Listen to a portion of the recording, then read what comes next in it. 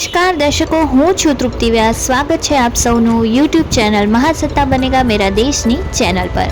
દર્શકો, ચૈત્ર માસનો આરંભ થઈ ચૂક્યો છે અને આ સાથે જ નવરાત્રિનો જે મહાપર્વ આપણે કહીએ છીએ, જેમાં દેવીની આરાધના કરવામાં આવે છે, દેવીના નવ સ્વરૂપોના પૂજન અર્ચન કરવામાં આવે છે, તેની પણ શરૂઆત થઈ ચૂકી છે। દરેક ભક્તો પોતાની આસ્થા પ્રમાણે નવરાત્રિના આ 9 દિવસોમાં પૂજન અર્ચન કરે છે। આ પહેલાં આપણે દુર્ગા સપ્તશતીના પ્રારંભનો અધ્યાય જાણ્યો હતો। આજના એપિસોડમાં આપણે દુર્ગા સપ્તશતીના પ્રથમ અધ્યાયના આરંભમાં મધુકૈટભની જે વાત છે તેના વિશે જાણકારી મેળવીશું। આ સાથે જ આપને જણાવી દઉં કે આવનારા એપિસોડોમાં આપને असुरनी वास्तविक परिभाषा, अग्नेया, अनंता, अलक्ष्या, अजा, एका, नैका जे देवीना स्वरूप छे तथा श्री विद्या साधनानो शुं प्रभाव छे ते विषयनी जाणकारी आपणे आ नवरात्रिना पर्वनी अंदर दरेके दरेक एपिसोड द्वारा आप सौने अमे ए माहिती पहोंचाडीशुं। तो आजना एपिसोडनी आपणे शरूआत करीए, जेमां मधुकैटभ એટલે દુર્ગા સપ્તશતીનો જે પ્રથમો અધ્યાય છે તેના વિશેની જાણકારીનો। દુર્ગા સપ્તશતીનો પ્રથમ અધ્યાય મધુ અને કૈટભ એમ બે દૈત્યોના પ્રાકટ્ય અંગેની વાત કરે છે। ભગવાન વિષ્ણુ જ્યારે યોગ નિંદ્રામાં હતા ત્યારે એમના કાનમાંથી મધુ અને કૈટભ દૈત્યો પ્રગટ થઈ ને સાકાર સ્વરૂપ ધારણ કરે છે। ભગવાન વિષ્ણુની નાભીમાંથી પ્રગટેલા કમળ પર બિરાજમાન બ્રહ્માજી નિરંતર સૃષ્ટિના સર્જન કાર્યમાં રત હોય છે। બંને દૈત્યના ધ્યાનમાં બ્રહ્માજી સૌથી પહેલા આવે છે અને તેઓ એમનો વધ કરવા માટે દોટ મૂકે છે। આ બાજુ ભગવાન બ્રહ્માનું ધ્યાન દૈત્ય તરફ જતા તેઓ ભગવાન વિષ્ણુ સામે યાચક દ્રષ્ટિએ જુએ છે, પરંતુ એમને નિંદ્રામાં જોઈને ચિંતામાં મુકાઈ જાય છે। એમને ભાન થાય છે કે મહાવિષ્ણુને જાગૃત કરવા માટે સર્વપ્રથમ યોગ નિંદ્રા અર્થાત મહામાયાને એમના દેહમાંથી અલગ કરવા જરૂરી છે। પ્રત્યેક ગ્રંથનો એક હિસ્સો હોય છે, તે કથાનક પૂરું પાડે છે અને કદાચ મનોરંજન પણ, પરંતુ તેનો બીજો હિસ્સો જ્યાં સુધી પહોંચવાની મથામણ જૂજ લોકો જ કરતા હોય છે, એ છે કથાની પાછળ છુપાયેલો મર્મ અથવા હાર્દ।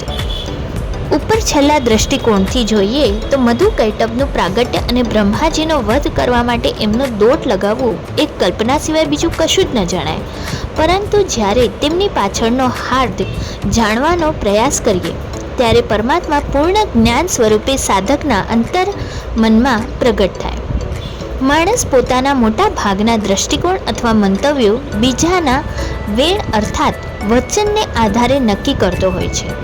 તેને જે દેખાય છે, સંભળાય છે અથવા તો સાંભળવા મળે છે તેના આધારે કોઈ પણ વ્યક્તિ ઉપર ટેગ લગાવી દેતો હોય છે। સમસ્ત જીવન મીઠા અને કડવા શબ્દોને આધારે તે જીવતો થઈ જાય છે। વ્યક્તિના અંતર્મનની ખરી ચકાસણી કર્યા વિના પ્રગટ થઈ જતા મંતવ્યરૂપી દૈત્યો મીઠા અને કડવા શબ્દોને આધીન થઈ જાય છે। મધુનો અર્થ થાય છે મીઠું, નમકવાળું મીઠું નહીં, પરંતુ મીઠાઈવાળું મીઠું, અને કૈટભનો અર્થ અર્થાત કટુ અથવા કડવું। જો સમજ્યા વિચાર્યા વિના આ બંનેનો ઉપયોગ કરવામાં આવે તો પકવાન આરોગવાના જેવા રહે જ નહીં। એવી જ રીતે જીવનમાં જો અનિયંત્રિત સ્વરૂપે આ બંને તત્વોને પ્રયોગ કરવામાં આવે તો સ્વયંનું જીવન આસુરિક બનાવવામાં વાર નથી લાગતી હોતી।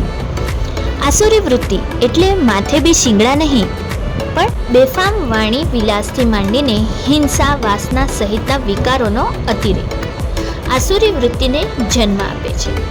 બ્રહ્મા સર્જનહાર છે, સર્જનની પ્રક્રિયા અર્થાત સર્જનાત્મકતા સાથે જોડાયેલા છે। માણસ અન્યોને રાજી રાખવા માટે જ્યારે વારે ઘડીએ મીઠા અથવા કડવા વચનોનો પણ પ્રયોગ કરવાની શરૂઆત કરે ત્યારે તે જાણતા અજાણતા સ્વયંના અંતરાત્માને ખોખલો કરી રહ્યો હોય છે, જે અભિગમને કારણે અનન્ય અને અલભ્ય જીવન જીવવામાં સહાયતા પ્રાપ્ત થાય છે। એવી સર્જનાત્મકતા અર્થાત સ્વનો ભીતરથી નાશ થતો જાય છે। દલીલો બહુ બધી થઈ શકે. સમાજમાં રહેવા માટે અથવા ટકાવવા માટે આવું બધું તો કર્યા વિના ઉદ્ધાર ક્યાંથી? પરંતુ વાસ્તવિકતા એ છે કે આ પ્રકારનું વલણ માણસને કોઈ ગંતવ્ય સ્થાન સુધી પહોંચાડી ન શકે, માત્ર તેને ભટકાવવાનું કાર્ય જ કરે. આમ છતાં ક્ષણિક લાભ અથવા લોભ માટે માણસ પોતાની આસપાસ મધુકૈટભનો આશરો લઈ પોતાની ઉપર બેઠેલાને ખુશ કરવા માટે મીઠા શબ્દો અને જેની ખાસ કોઈ જરૂરિયાત નથી એવા લોકોને કડવા શબ્દોથી દુઃખી કરવામાં પાછું વળીને જોતા નથી. લાંબા ગાળે આ વૃત્તિ સ્વયંના અધોપતન માટે જવાબદાર બને છે. પોતાની જાતને ગુમાવીને અથવા પોતે જે નથી એનો દેખાડો કરીને આજ સુધી એક પણ વ્યક્તિ લાંબા ગાળાનું કાયમી સુખ ભોગવી શકી નથી. એ મૃગજળની માફક છેતર્યા રાખે છે અને વ્યક્તિની તરસને આભાસી પાણીથી સંતોષવાનો પ્રયત્ન કરે રાખે છે. તેનો નાશ કરવા માટે સમય આવે વ્યક્તિએ સભાનપણે માયારૂપી આવરણમાંથી બહાર આવવાની જરૂરિયાત રહે છે. ભગવાન બ્રહ્મા દ્વારા મહાવિષ્ણુના દેહમાં વિદ્યમાન મહામાયા યોગ નિંદ્રાને આહ્વાન આપવાની ઘટના એ માણસની અંતર્મુખી થવાની શરૂઆત છે. જ્યારે સ્વયંની ભીતર ડોક્યું કરીને જોવામાં આવે ત્યારે જ મહામાયા પોતાના જગતજનની સ્વરૂપમાં પ્રગટ થઈને મહાવિષ્ણુને યોગ નિંદ્રામાંથી મુક્તિ આપે છે, જેના કારણે વિષ્ણુ મધુકૈટભ રૂપી આડંબર દૈત્યનો વધ કરવા માટે તત્પર બને છે.